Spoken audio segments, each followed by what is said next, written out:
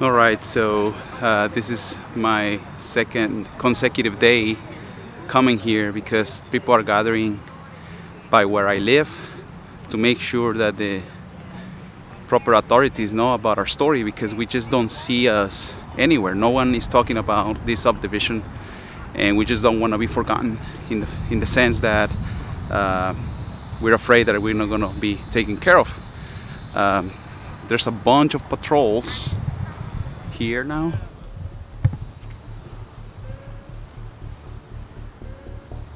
It's crazy.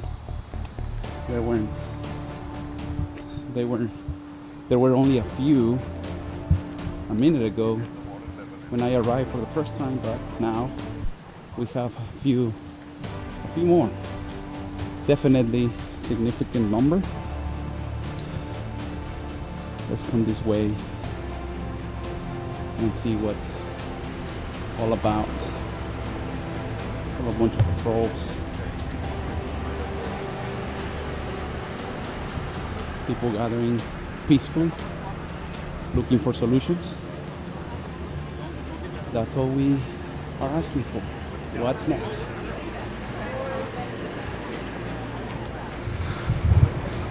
So, as you can actually see, people are gathering all around. I'll give you a better view, just so that you can see that it's a peaceful movement. No one is getting violent. We're just looking for answers. That's all we want. And we don't want to be forgotten, you know?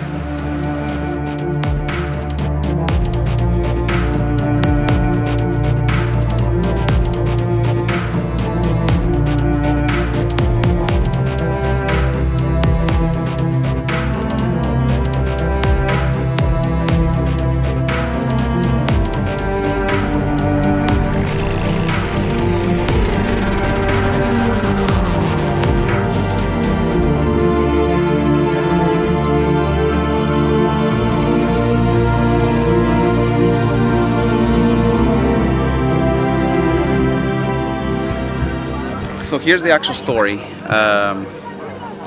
We're waiting for the media to get the word out that this neighborhood is still underwater, that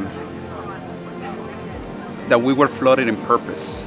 Not because people are mean, but literally.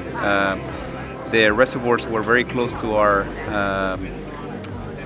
housing, to our subdivision, and there was risk, potential, critical risk, that these reservoirs were just gonna, they were gonna breach by water, and water was just gonna be spilled everywhere, and they were gonna have far more trouble controlling it. Not only that, far more damage, because there was a potential risk that water could get to areas that it would spread. Let's just say that it would spread farther. So what city officials decided to do was to have controlled releases of water. And as a result, my subdivision got flooded bad. And people are afraid that FEMA is not going to come to the plate. They're not going to come help, because the thing is that you can very well be assigned a loan. So if you're assigned a loan, you have a loan on top of a loan. It just doesn't make sense. So that's what we don't want or need, and these people are just scared, including myself, and we just want a grant. We don't want a loan. So that's what we're trying to do here. We're just trying to be heard. We're trying to make a point across that our subdivision was flooded by the reservoirs releasing water, not so much the rain, but our area was pretty much sacrificed to save other areas. So if you have 1,000 homes that you had to flood, and you save 10,000 more, then that's a very positive outcome. I'm game for that. I support it. But now you save yourself a lot of money and a lot of damage. So take care of us. Give us what we need. Just get us back on our feet, and because we helped you controlling the situation in a better way for everyone. For the record, the first evacuation order issued on the Barker Reservoir was sometime between 9 and 10 Saturday night. 9 and 10 Saturday night, we issued a mandatory. There was no voluntary, I believe, because we... I've heard mandatory until Monday. Until Monday, sir. Well, the mandatory section went to 110 gradient line. I have everything on video. I've got it too. Okay, good. I was on a canoe until the other day. I think you made a mistake. No Saturday. It was voluntary. Sir. Recovery. Telling you that. Sir. Let's talk about recovery. Let's make sure I've got to have correct information. I can't Sir, Please talk this about agreement is not the quorum. Okay. Is not the. Please just let him come out. Judge, Honor. Tell us about your Judge. plan. Yes, we want to know about the plan and not have a disagreement. That was not the idea of coming here. Tell us your plan.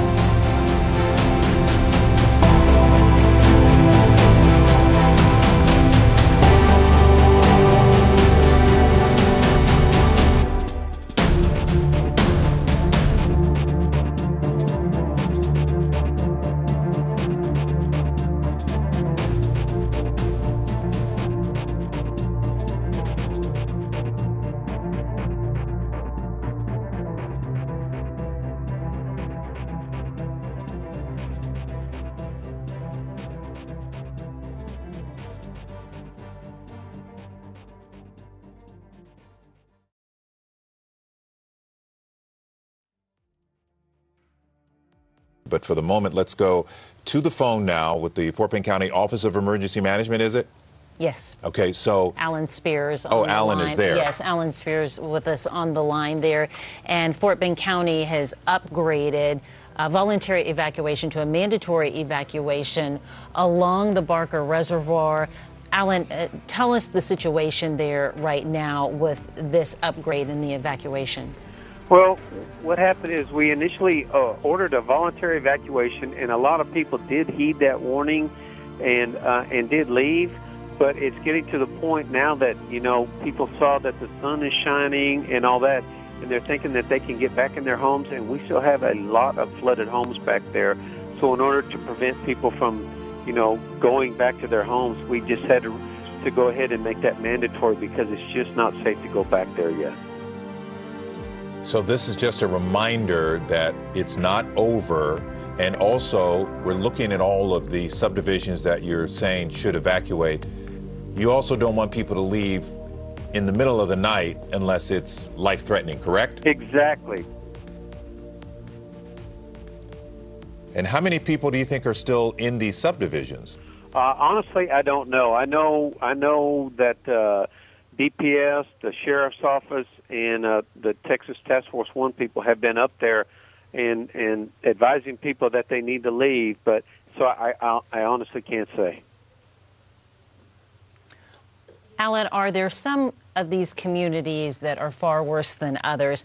Into our newsroom today, we had video of Canyon Gate there, right along Mason Road, I think just north of the West Park Tollway.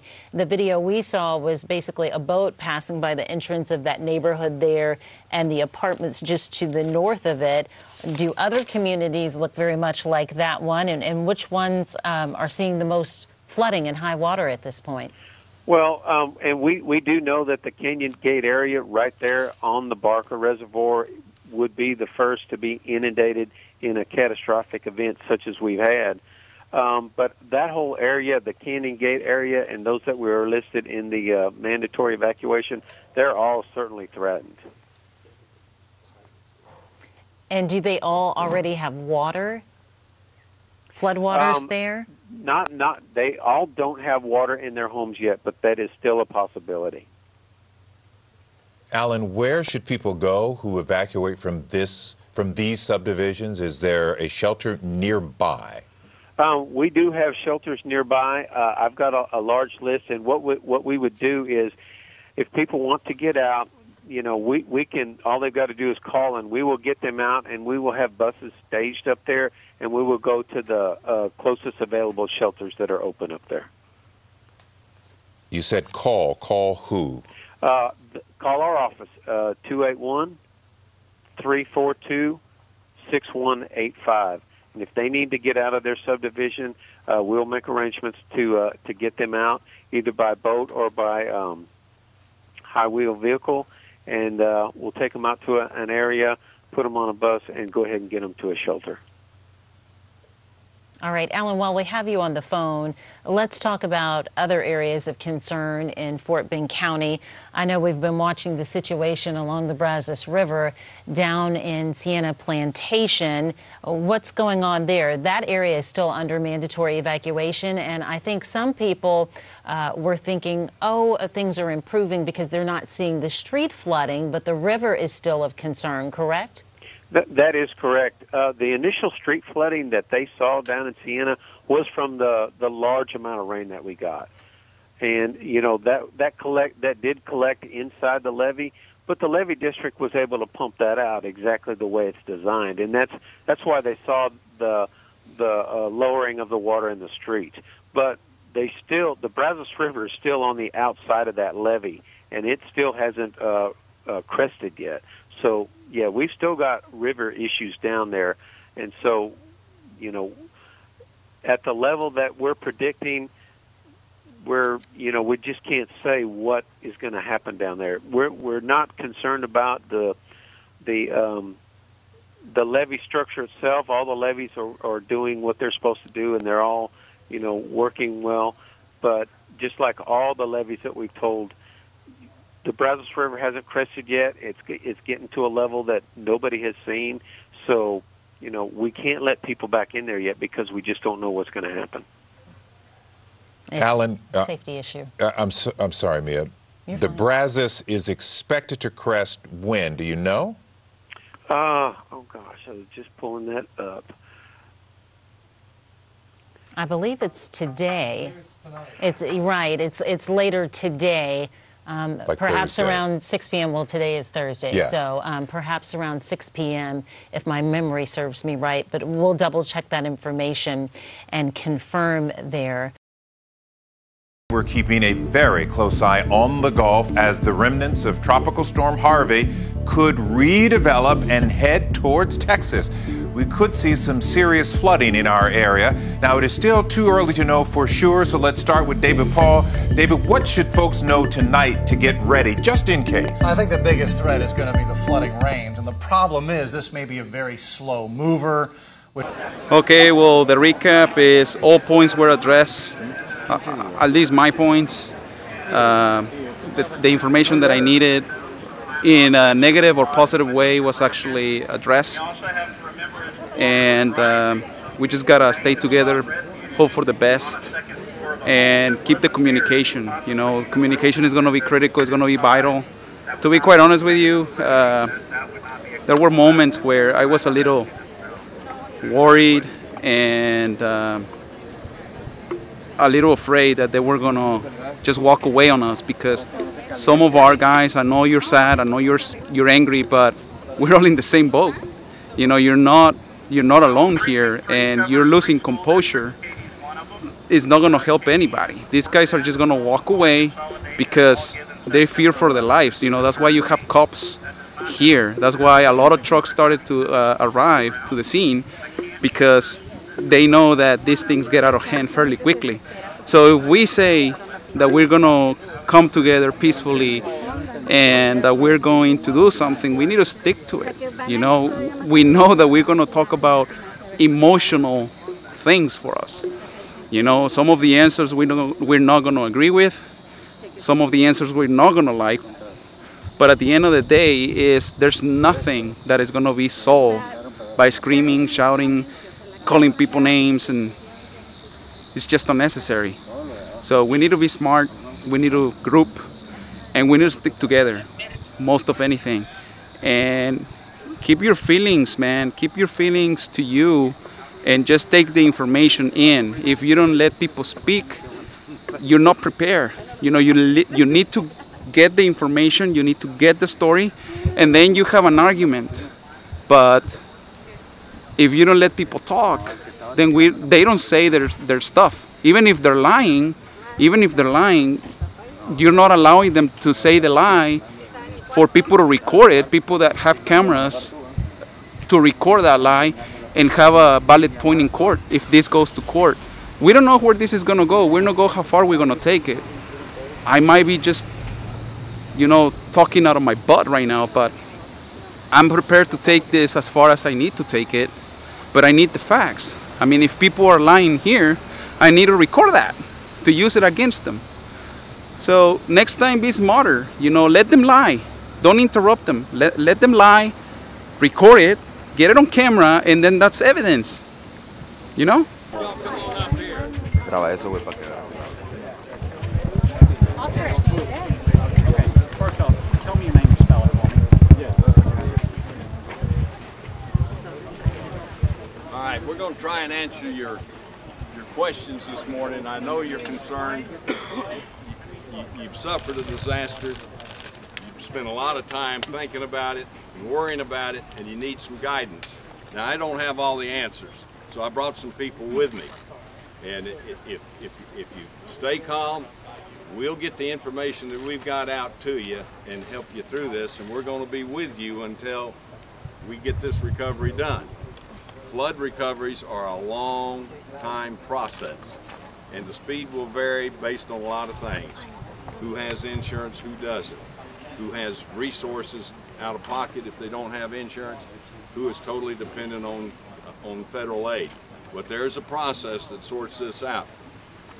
First of all, I know there's some questions about this reservoir, and I've got two people here that I want to just basically introduce themselves to you and then answer your questions. The first one is representing the Corps. It's Richard Long. He'll be the next person I bring up here. And then we have Mark Vogler, the Chief Engineer of the Fort Bend County Drainage District. And together, they probably can answer the federal and the local engineering issues. So, Richard? Yes, sir, right behind you. Come on up, it's yours. Good morning, thank y'all for coming out here. Just want to let you know that we're thinking about y'all. We're managing this reservoir as best to our abilities. The reservoir has performed as intended, as anticipated. Really? No. Hey! We're standing here 24/7. Let him talk. We're all here every day. They're not doing it. That's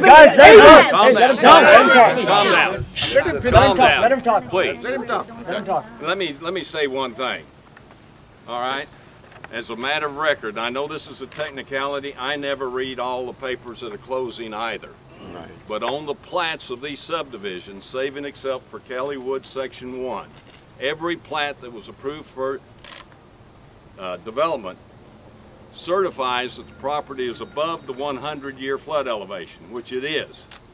But it also has verbiage on that information statement that the dam exists, and if the dam suffers an event greater than the 100-year flood, water may enter this property.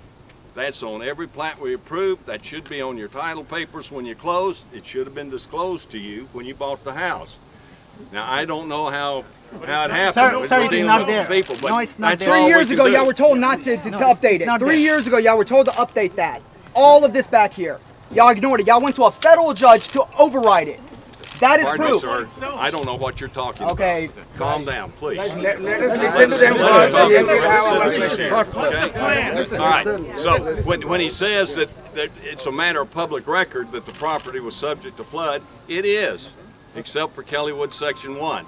That plat was approved many years ago, and it was actually the approval of that plat that created the question that ended up with everything else receiving that instruction. Because the land is above the 100-year flood elevation, but you have a reservoir at the 100-year flood elevation that's collecting stormwater from a wide area, and when you have a 10,000-year rainfall, as I'm told that we just had, water will come out of that reservoir. Now, yeah, we noticed.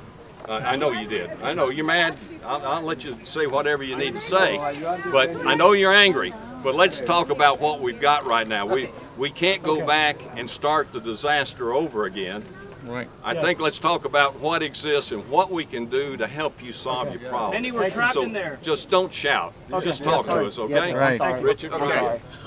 If you'll let me, I'll tell you how these reservoirs operate right now, okay? There's a lot of misconceptions, I understand that. So give me an opportunity, and I don't have any problem with questions. But if you all yell at me, I'm gonna have to back down I and do back off, apologize. okay? I do apologize. Okay, now, the reservoirs, you're standing on right now the emergency spillway for these reservoirs, okay? These reservoirs are intended to hold water, and those limits of government-owned land, like the judge said, is approximately a 100-year event. We've had larger than that. That means that the land behind here is going to hold that water also.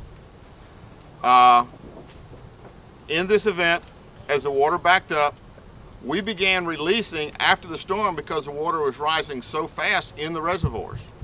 But there was no way that we could let the water out fast enough to prevent these homes from going under up here.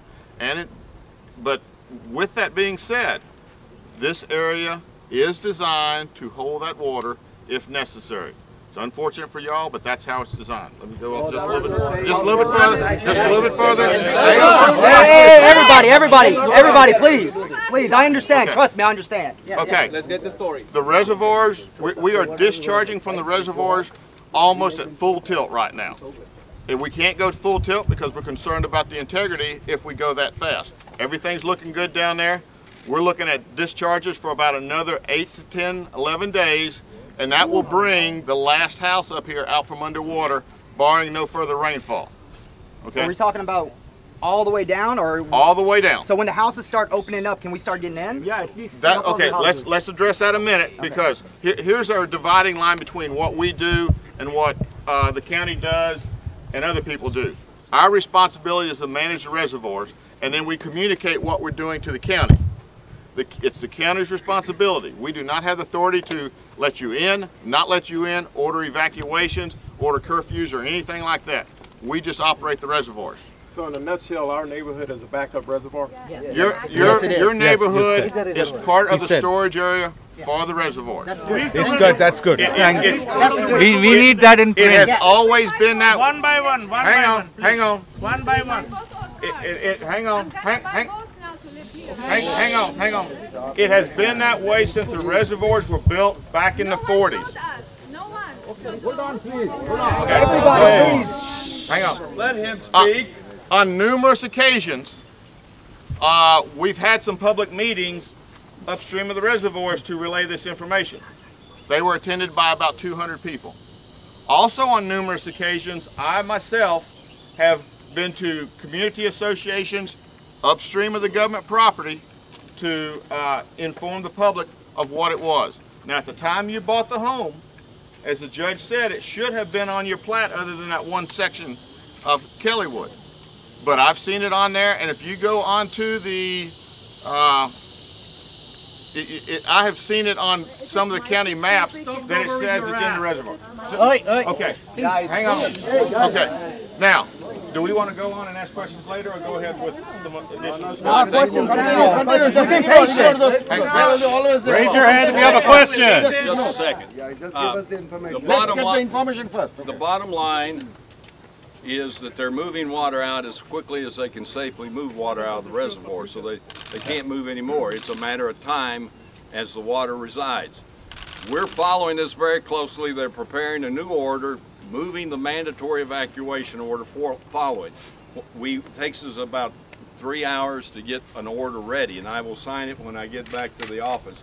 But we're staying right at their elevation now. As they go down, we're releasing everything above that elevation. There'll be water in the street for some people, but it's going to be 2 or 3 inches to let people get back into their property as quick as possible. We cannot allow people to go back in where that water is 3, 4, 5 foot deep. It's too great a risk that we're not going to do that. But as the reservoir comes down, we know, and Mark, correct me if I'm wrong, the water will get off these properties at 95 foot, right? Yes. Okay.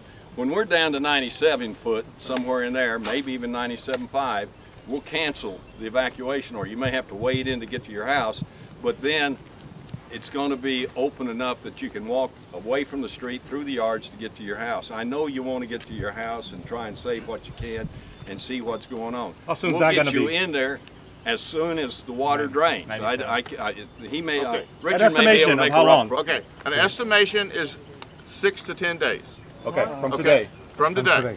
Okay. 6 to 10 days. We're dependent on the weather. Right. That's based on perfect weather here, okay? Gotcha. So the reservoir is peaked on the 30th of August, and we've been able to drop the reservoirs 1.5 feet. Now that doesn't sound like much, but we're talking about volumes of water here. So as the reservoir gets smaller, the rate of fall will actually increase some because it's a smaller area that we're having to release. So we are making progress. We hope that we can continue making this progress.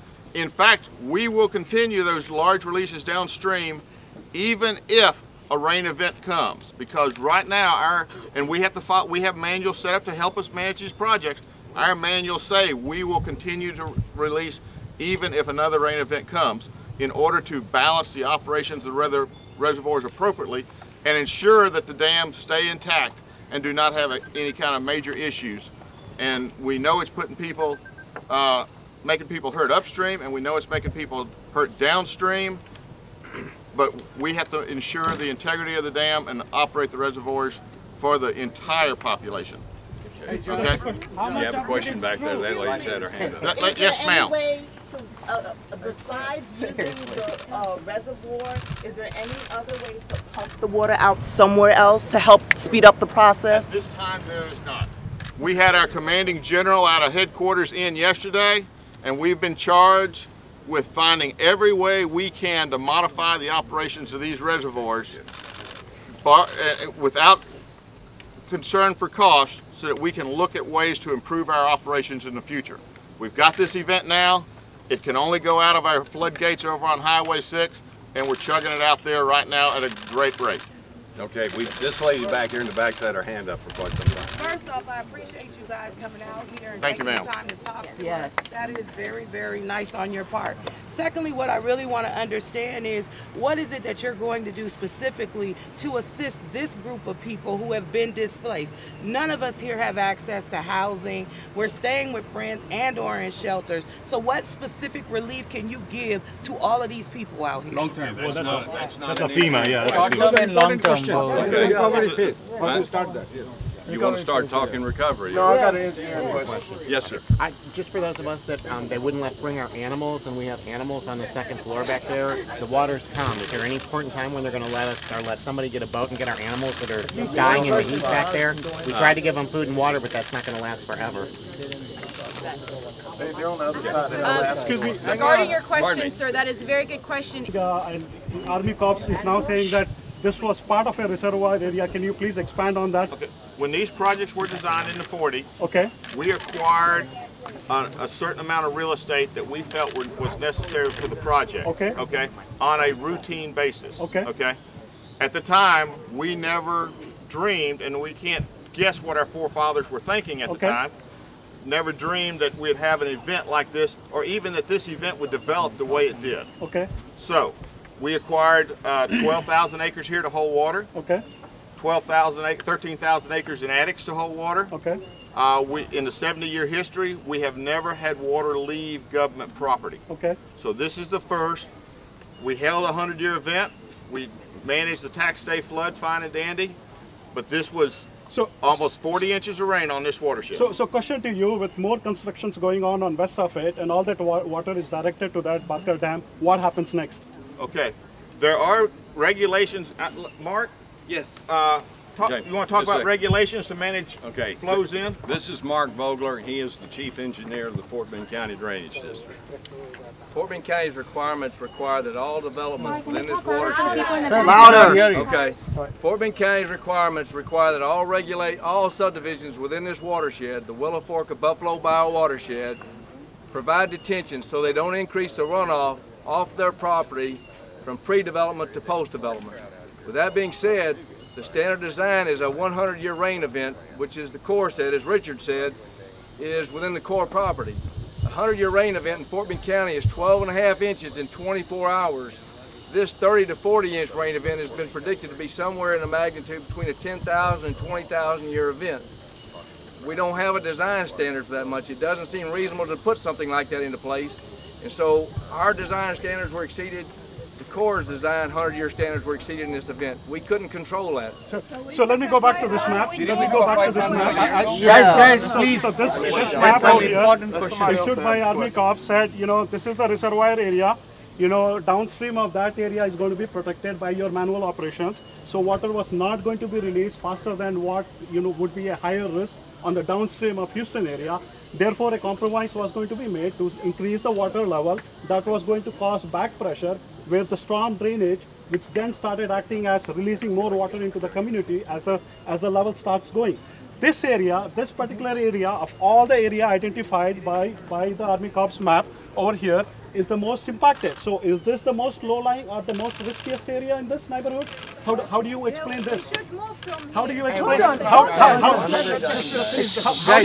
at a time. How do you explain that all this area that was identified by Army Corps is not flooded nearly to this extent, and water has not reached the home except for this, when your own calculation was saying that these all areas are going to be? To me, the maps are not correct. The 70-year maps that have been released are not true.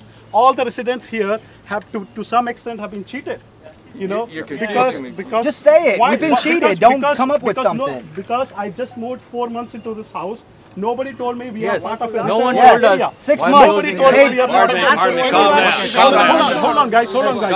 The map issued by Army Corps identified reservoir area. It said in bold, these areas are reservoir area. And if I understand the keyword reservoir area means these are part of the dam. And of all the reservoir areas that Army Corps issued, this is the most impacted area where we are the only ones under evacuation order, mandatory evacuation. So how can you explain that? What happened there? Okay.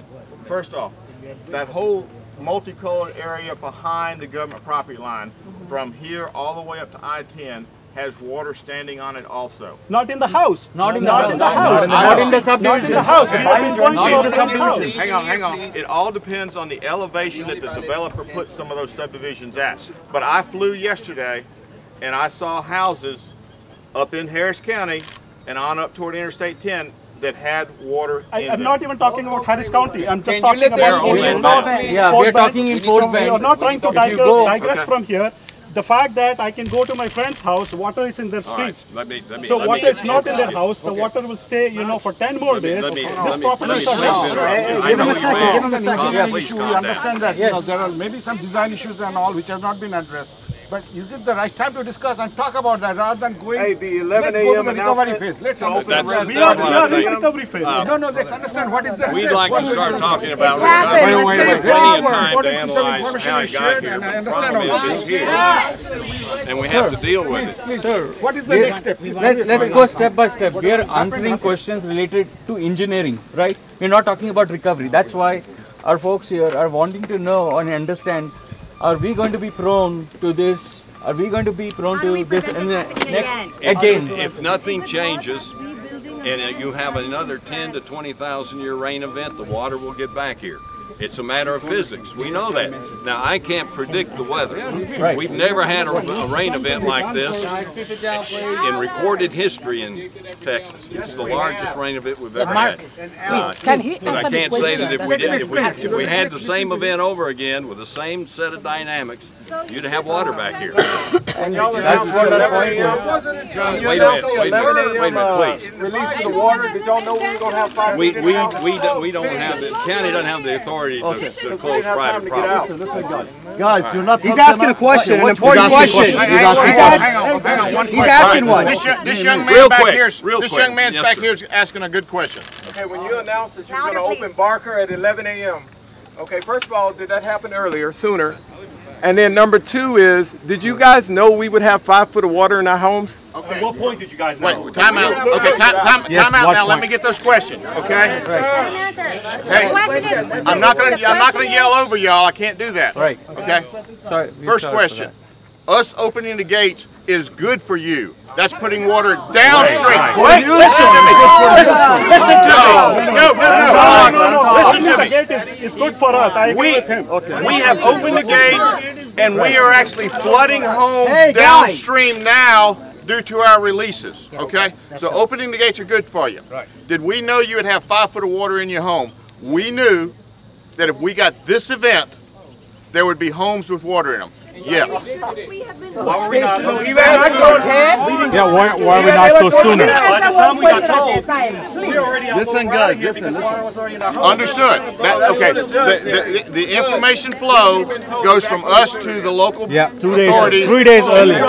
Evacuation should have been 3 days earlier. Exactly. Let me ask a question, please. I come and ask a question. Guys, let's. Can I ask? Please. One person at a time. One person at a time. Guys, he's asking question. Come down. Let them talk. We will have time. Let somebody else go. Right.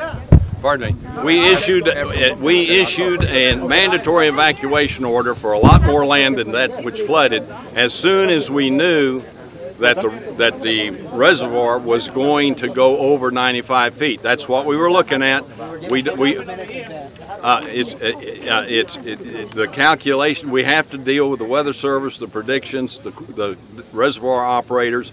We don't sit up in the courthouse and have all the data necessary to make that decision. But we made that decision for the mandatory evacuation as soon as we had enough data. When was that? After I spoke to the judge, the night we talked. No, y'all need to listen.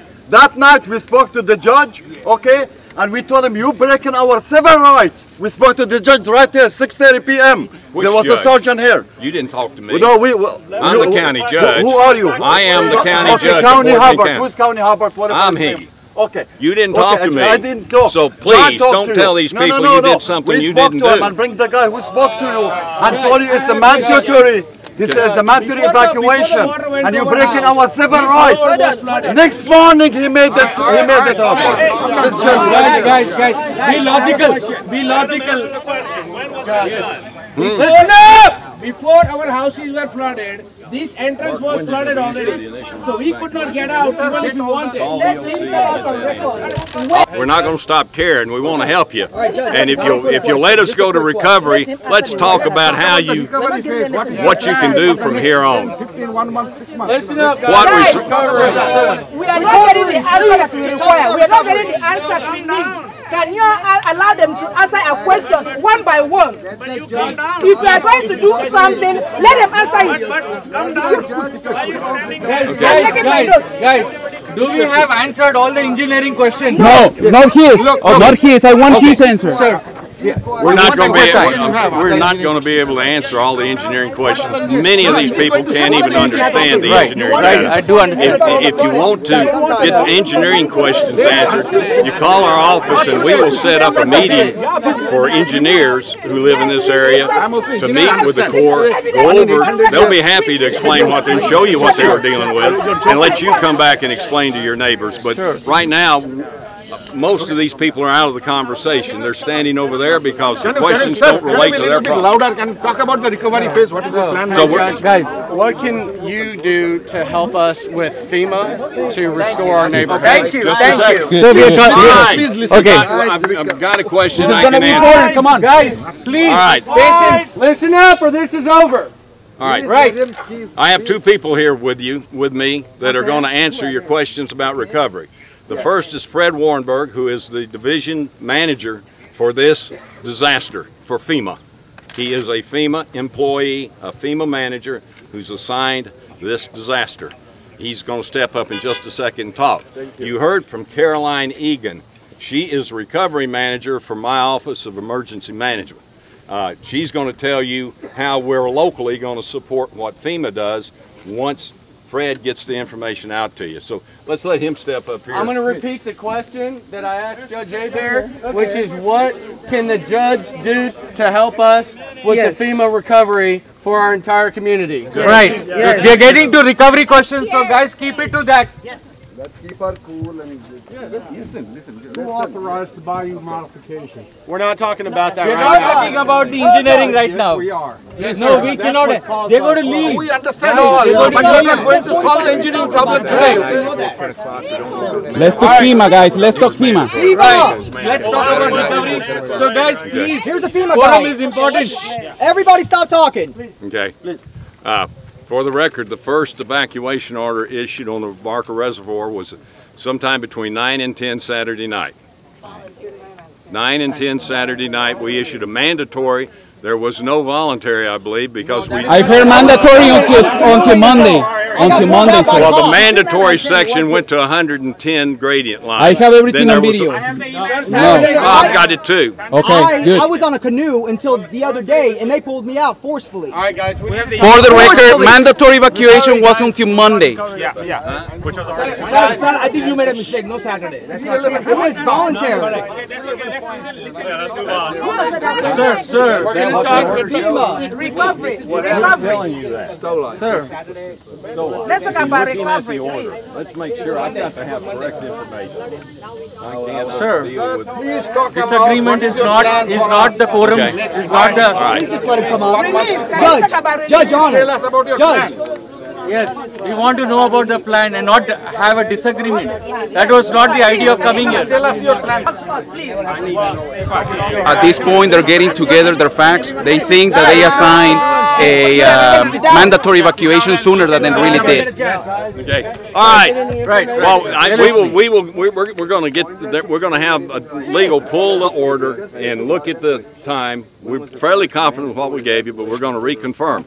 Now, you finding out about it may have been a different thing. We pushed this out to the media, and they pushed it out. And remember this, they were dealing with mandatory orders. We were issuing mandatory orders in Fort Bend County up and down the Brazos River, too. I had electricity until the layout evacuated. I recorded the news. Guys, Monday morning. Can we talk to FEMA, please? Guys! All right. Please stop talking. Fred, you got it. I'm going to get the You cannot information. hear anything All right. up here. This is FEMA talking to you, Okay, right here. let's talk FEMA right now. Okay, good morning, folks. Fred Morning. Wernberg from FEMA. So, FEMA is, the county is part of a presidential declaration which includes our individual and households assistance program, which would allow you to make a claim for some of your losses. Now, the individual and households assistance program is not going to buy you a new house or totally make you whole. It is only intended to provide you with a safe and sanitary home in which to live. If you have, say for example, a 5-bedroom house, but you only need 3 bedrooms, they may only support that level of assistance. 1 minute, please. And also, if there is insurance, then FEMA will not duplicate insurance benefits. So there's a process that requires you to check with insurance companies first. Normally, insurance companies do not cover floods unless you have flood insurance. So that's a given, I think, for a lot of folks here. There was no flood insurance. So in order to be available for assistance, you need to register with FEMA. And there's a number of ways you can register. We will have teams canvassing neighborhoods, collecting information, helping people register. We will go to shelters and help people register there. We will go to places where if there's a special event, we may send a team out there so we can try and register as many people as possible. There's also a phone number that you can call. It's 800-621-FEMA. That's 800-621-FEMA. Or you can go online to disasterassistance.gov. No one can really predict what type of assistance you may qualify for. You have to go through the process, and it's a pretty rigorous process that requires a number of submissions back and forth in order for them to collect all of the information that they need. You may receive a response from FEMA that says assistance has been denied, but you need to read that in its entirety, because the reason it may have been denied is that they may just be missing some information. So you just need to follow up and provide the information that they're looking for. So let me start with a few questions, sir. Sir, I have some ground realities to share with you. I've already registered with FEMA, and many of us. Right. Guys, one second. So, from what I'm reading, 85% of the households here don't have a flood insurance, which is known to most of us. Our insurance claims are going to be obviously denied. Okay, number one. Number two, we've applied to FEMA. Some of us have got even approvals. Okay, but we are not getting accommodation, temporary. I've called at least 14 hotels. We've not got any accommodations. Great, come on. We have not got accommodations with any of the listed hotels that FEMA has provided. Number one. Number two. The folks talking to you will come down here. And you slide down. Why don't you do that? Right. Just go over there. Finish your questions over there. Relay the question So they can get the information out. Right. But I know So, we're talking only so about 1 minute, let me just complete. I've got. at a time, please. So, the idea is to get the information. I don't want to go into the technicalities, but I will tell you, I've spent hours trying to call the FEMA hotline, and people are not even there to attend. So I've not got even a chance to speak to a representative. I understand. And can we get you to answer on the microphone? I'm going to move over to the microphone. Hey. He's going to restate the question. Okay, the question that I received was, first of all, a statement that most people have already registered for disaster assistance, and they're trying to find out information on, for example, where they can stay, getting a hotel, etc., and FEMA is not getting, or the phone lines are being unanswered. Well, this is a disaster of unprecedented proportions for us. We are actively ramping up that capacity. Right now, the focus is on getting initial registrations for people, and I'm sure that over the next, it's only going to be another couple of days or a day maybe before they expand that capacity. They're actively building out facilities and doing training for people to expand the capacity to be able to field all the phone calls. I understand it's frustrating and it's time consuming, but stick with it. It is a time consuming process, and you just have to stick with it and follow it through. Let me go to the man right in the middle there, because yes. I was told, I was under the impression, I just want to ask just to get it from the horse's mouth, no offense, but I was told that all assistance from FEMA would have to be paid back. That's the SBA loans. Yeah. So the question was whether or not assistance from FEMA has to be paid back. FEMA assistance is a grant. It does not need to get paid back. Okay. However, the maximum assistance is only about $33,000, which clearly isn't going to buy anybody a new house. There is also federal assistance, disaster assistance available through the Small Business Administration for disaster loans. These are low-interest loans, and frankly, if you need to make repairs to your home and it's beyond the scope of what gets provided through FEMA, it's probably the best way to go. Okay, right here. Please, I've been raising my hand for 20 minutes. Hold on, well, I have 3 quick questions that will help everybody. Okay, quick question. Historically, you said... Hey, let me ask the damn question. Yeah, you get one.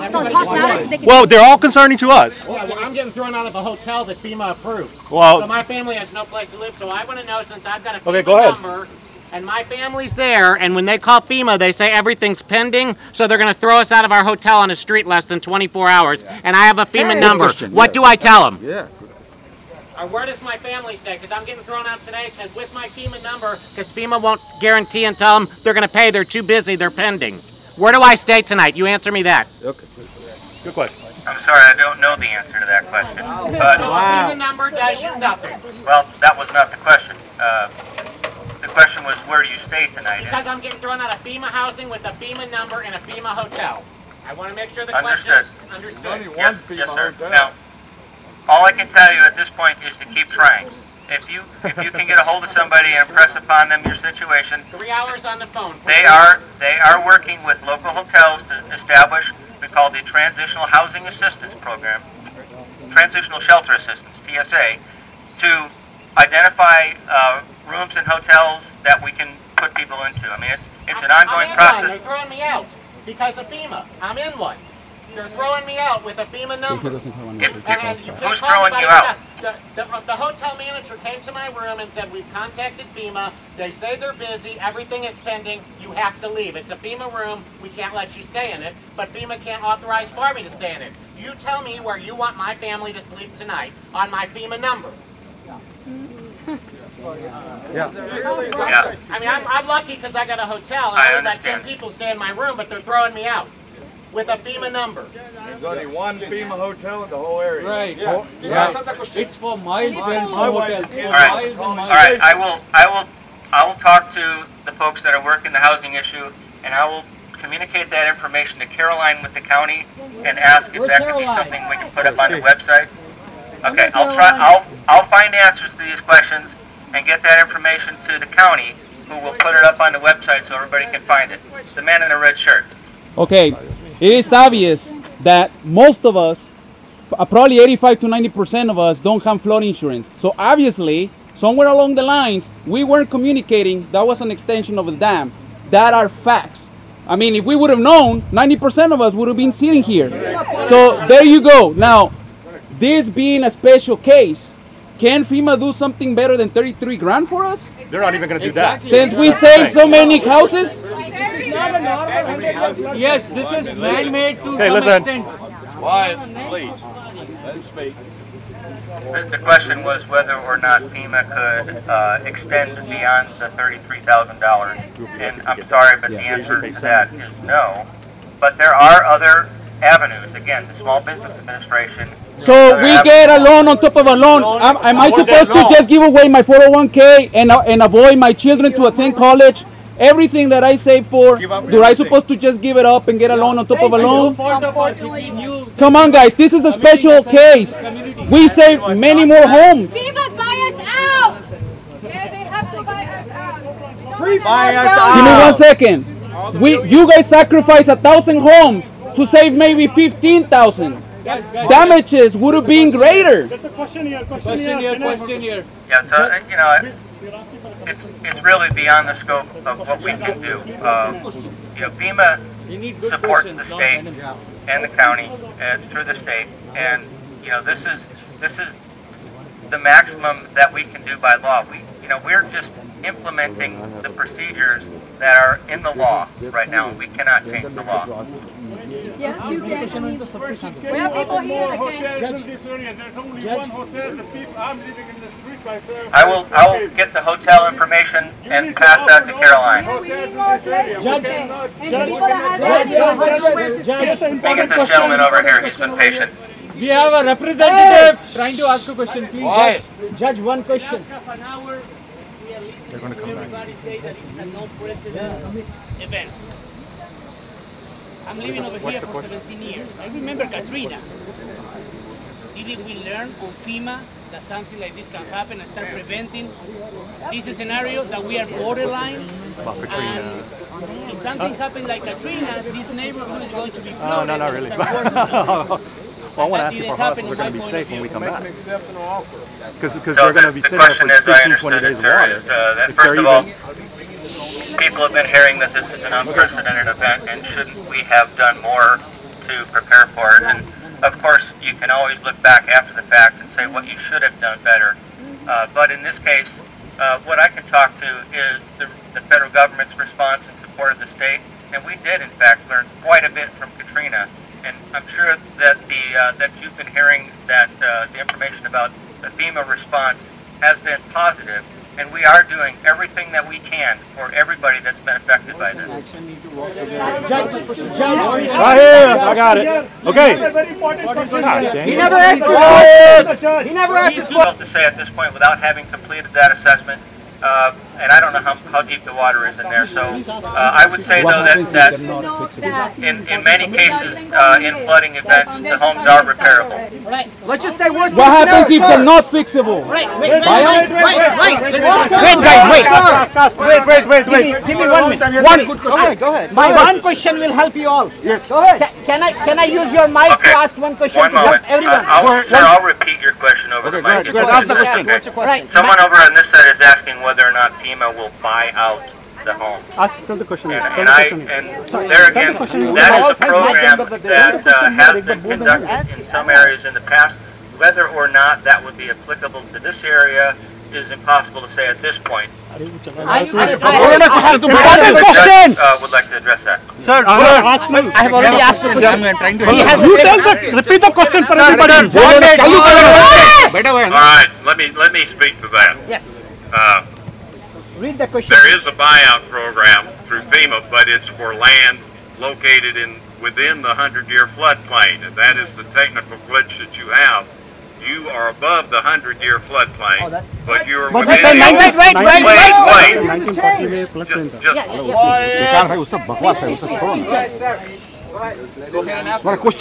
Come on, people, shut the hell up! Yes. I want to hear. Let the man talk. I need a deputy. Give me somebody over here with a bag. Yes, please. I want you to go stand by that young man right there, and if he starts screaming and shouting again, will you please take him away from this crowd? Please, pardon me. Let us make some statements. Yes. I'm just stating fact. if you were in the 100-year floodplain, that there would be the floodway or the floodplain with an older home, there would be a buyout program. Congress can change that. All right, I don't think anybody in Congress is aware of this situation. I assure you that I am going to engage Congress, the Senate and the House, and tell them this is a special consideration. Exactly. Now, I've also asked Caroline, we don't have any long-term shelters in Fort Bend County. We don't know that there are long-term shelters available. We're going to see if we can set one up very quick, because we understand with the breadth of this emergency, if we can get a shelter set up, you're not paying hotel. It may not be the slickest accommodations, but it's beds and a shower and food and those things you need to survive so you can come out here and work on your house. The other thing I want to tell you while we're talking here, to start the recovery, you're dealing with FEMA, which you've got a lot of wet carpet, you've got a lot of wet sheetrock, you've got a lot of stuff to get out of the house. You get it out, get it to the curb, we're going to come by and remove it for you and take it away. So don't worry about, my goodness, what I do with all this stuff. It may take us days because we have thousands of homes flooded in Fort Bend County, up and down the river too. And we have to get around as we can. But we're going to get here. We're going to give you a few days to stack it up, and then the trucks will continue to come, and I can assure you, they'll come through, and if you're not ready, they'll be back in 2 or 3 days. They will continue to circuit through every flooded community until all that debris is removed. That's one thing we can do for you, and the county will do that. Sure, now I'm going to turn it over to Caroline. One more question, sir. One more question. Okay, one question, please, go ahead your question. One more question. One last question. One last question. This man right here. If it's possible to ask these hotels around in this area. Vinay, go ahead. To pull them out. Vinay, you have to keep your mouth shut, okay? So you start shouting. We are not able to go anywhere. I will have mine. We don't have cars to drive or go anywhere. So we don't have too many friends to keep us for months and months with them. So please ask these hotels around, try to get as much of the people from at least. They will just quit and walk out on us. I want you to understand, we will make those inquiries because you've asked us to, but we cannot mandate that. They would have to do it voluntarily. Okay? The windows of the house. If there's a way that they can put the police most of the people when they loud enough. ऐसा करने से आपका question कभी नहीं सुना जाएगा. Question here that we are trying to reach out. They're gonna keep the moisture inside of the houses, and they're gonna be destroying more than Vinay, you tell me the question. Do you know the question? What is the question? He wants a commitment. He wants a commitment. I can't promise you that, but we will evaluate that question at DOC this afternoon. I'll get everybody in there, and if we can, we'll make a public announcement. And we'll probably give a little period of time if somebody doesn't want their windows open. It's private property. I don't have the power to authorize folks to go open windows on private property, but I can announce the intent and give people a period of time to call in and tell us, no, don't open mine, for whatever reason. Judge, one question. And then we will do it if we can. I can assure you we can. One very important question. One very important question. You start the question, please. We talked to FEMA yesterday. We talked to Fort Bend County. FEMA said if county recommends us Canyon Gate for rebuild or buyout, FEMA will act upon it. We request you, that's why we gather for you to recommend us for rebuild or buyout. We will go to the Congress. I just said I'm going to do that, but that's not a FEMA decision. That is a congressional decision. Agreed. And that's where we're going to take the argument, okay? Right. This is a very unusual situation. We want you to stand with us. I wouldn't rebuild on this property knowing what I went through. That's my personal statement. Why should I expect you to rebuild without the guarantee that you're not subject to flood? So we got the commitment. Guys, thank you. Thank you, sir. I don't want to hear you. I want to hear him. Shut the hell up. Yeah, you really need to calm down. Okay, I'm going to ask. You guys keep interrupting. I'm going to ask Caroline Egan, who is, again, our recovery manager for Fort Bend County to step up here and make some comments and then handle whatever questions she can handle. Well, the reservoir is damaged. Can you help us with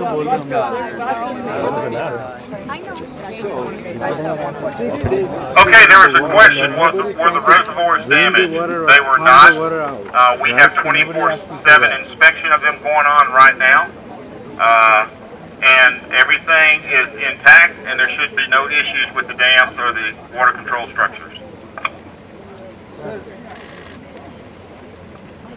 My name is Caroline Egan, and I work with the Fort Bend County Office of Emergency Management. As has been mentioned, I am the disaster recovery manager. I work closely with the county judge.